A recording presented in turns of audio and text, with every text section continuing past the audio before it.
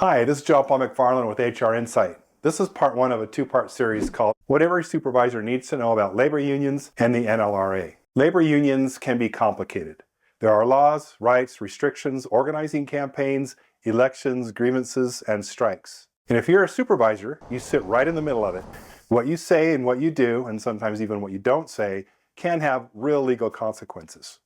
In this episode, we'll cover what the National Labor Relations Act is, why it exists, what rights employees have under it, how union organization works, and what supervisors are allowed to do when the union enters the picture. Then in episode 2, we'll tackle the part supervisors usually care about most, the lines you cannot cross. We'll also cover how grievances and disputes are handled in union and non-union workplaces, how arbitration works, and what happens if conflict escalates into a strike. By the end of this two-part series, you'll have a practical understanding of how labor relations work in the modern workplace and how to navigate them confidently and legally as a supervisor. Labor unions have been part of the American business landscape for well over 200 years, but their real power and structure developed in waves. In 1914, coal miners in southern Colorado went on strike against the Colorado Fuel and Iron Company, a company owned partly by John D. Rockefeller Jr. Workers were striking for better pay and safer working conditions. After being evicted from company housing, miners and their families lived in tent colonies. On April 20th, the Colorado National Guard and company guards attacked the Ludlow tent colony and the camp was burned. Approximately 25 people were killed, including 11 children and 2 women who suffocated in a pit beneath the tent. The event became known as the Ludlow Massacre. Although Ludlow didn't immediately produce federal labor reform, it contributed to a growing recognition that industrial conflict could escalate dangerously.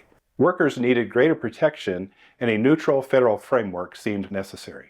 2 decades later, in 1935, during the Great Depression, Congress passed the National Labor Relations Act, establishing federally protected union rights. Ludlow wasn't the direct cause of the NLRA, but it was part of the chain of high-profile labor conflicts that convinced lawmakers that reform was needed. Now, fast forward more than a century, no cavalry, no rifles, no dust hanging in the air. Instead, there are Slack channels, group texts, Zoom calls, and authorization cards signed digitally. It's a different battlefield to be sure, but the same fundamental question applies. Who should have the power to decide the terms and conditions of work? Today we're diving into what every supervisor must understand about the NLRA, unions, and your role in navigating one of the most powerful forces in American workforce history. 2025 government data showed a slight uptick in union membership and representation. When you include all the workers covered by union contracts, whether they are dues-paying members or not, that number reached about 14.7 million, the highest level since 2009. Unions aren't experiencing a massive resurgence, but for the first time in many years, the trend points upwards, increasing activity, some membership growth, and stronger worker interest. That could signal the beginning of a broader turnaround if those sparks continue to grow. The National Labor Relations Act was designed to stabilize labor relations during a time of enormous unrest. Its central idea is simple but powerful. Employees have the right to organize and bargain collectively. It applies to virtually all private sector employees in the United States. The NLRA's goal is to promote bargaining between employees and management over wages, hours, and working conditions. The referee overseeing all of this is the National Labor Relations Board, or the NLRB, which conducts union elections and investigates unfair labor practices.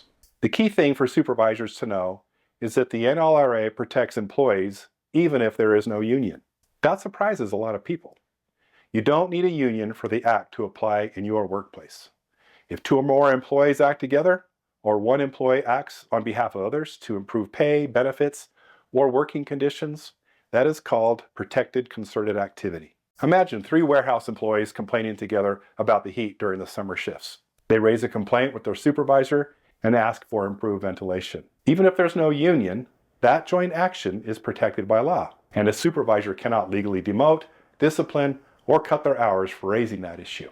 In a healthcare facility, nurses create a shared online petition about staffing ratios and patient safety. They circulate it privately during off hours, and that also constitutes protected concerted activity.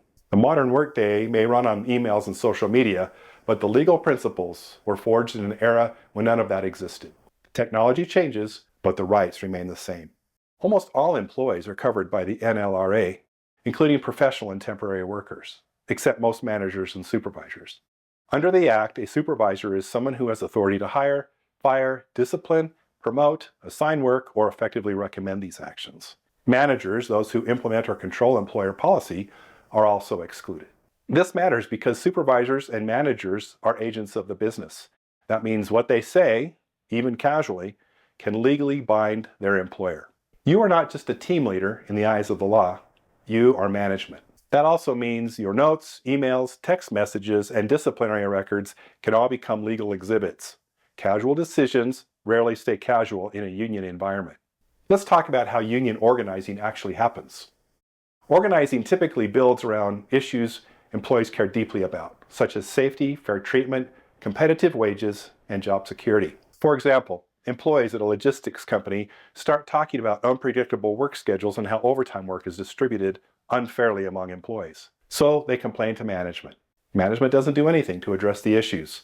Conversations move from backroom chats to private messages. An employee contacts a union representative, and eventually union cards begin to circulate. If at least 30 employees sign cards, a petition can be filed with the NLRB for those employees to hold a union election. If 50% plus one votes yes, the employer must recognize the union as the employee's representative. Then we enter the world of collective bargaining agreements, contracts between employees and the company covering wages, benefits, hours, and working conditions. The process is structured, legal, and regulated. Once a union is certified, the employer has a legal duty to bargain in good faith. That means management cannot make unilateral changes to wages, hours, or other terms and conditions of employment without first bargaining with the union.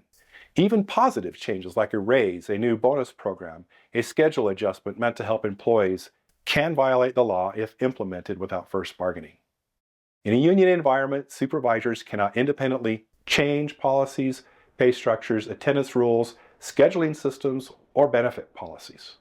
These decisions must be coordinated through HR and legal counsel. Now let's discuss employer rights and what supervisors are allowed to do. You may express opinions about unions as long as you don't threaten or promise benefits. For example, you may say, management believes we can address concerns directly without third-party representation. You may not say, if this union gets in, we'll shut this place down. Threats like that are illegal. Promises are also illegal. It's important that when interacting with employees who are considering unionization, to keep the communications honest, informational, and objective.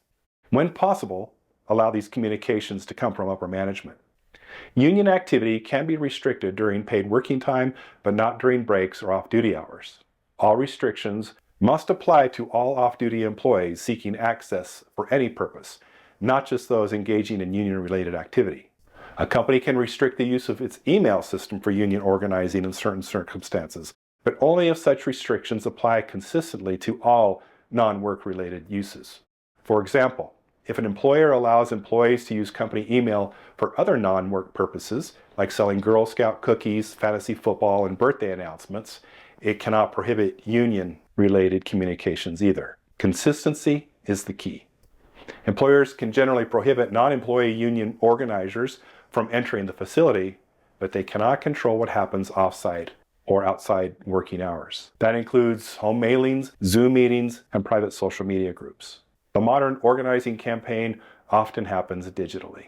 So let's take a moment and step back and look at what we've covered so far. We've explored the National Labor Relations Act, why it was created, the role of the National Labor Relations Board, and the rights employees have to organize, join unions, and act together to improve working conditions. We've also talked about how union organizing works, what is protected activity, and why supervisors play such an important role in the process. In episode 2, we'll talk about what supervisors cannot do under the NLRA, the actions that quickly turn into unfair labor practices, and how to navigate sensitive situations involving organizing activity, grievances, arbitration, and even strikes. So if you want to know how to handle real-world labor situations confidently and stay on the right side of the law, stick around. John Paul here. If you like this video, check out the HR Insight YouTube channel where we have more videos just like this. Make sure to click subscribe so you get notifications.